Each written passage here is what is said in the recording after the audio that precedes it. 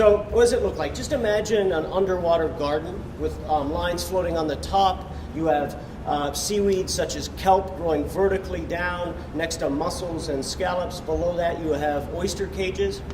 In the mud you have clams, and then we harvest salt out of there and put it in greenhouses for our New York markets. The idea is really get away from monoculture. How much can we grow in 20 acres? But how much can we grow picking specific species, just restorative species, ones that restore and don't deplete?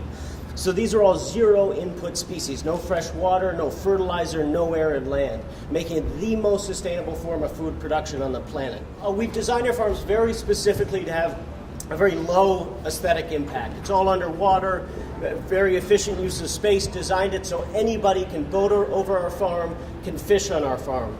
We want to retain the commons, the beauty of the sea, and not privatize.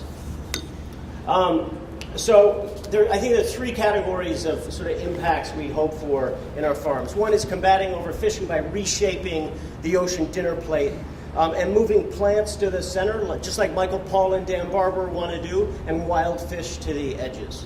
There are 10,000 edible plants in the sea. We have not even sort of begun to explore ocean vegetarian in terms of what we can eat. And it opens up, when we bring into New York, an entire world of creativity for chefs. How do we de-sushify this? Here's something that's local, that we can grow, that's good for the world, provides incredible nutritious. You can get more protein than red meat out of seaweeds, right? More vitamin C than citrus fruits.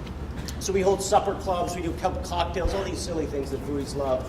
Fettuccine noodles, we do sea lettuce, salt, but all of this is an attempt to de-sushify, introduce it to the dinner plate, because I'm convinced it's going to be there in the future.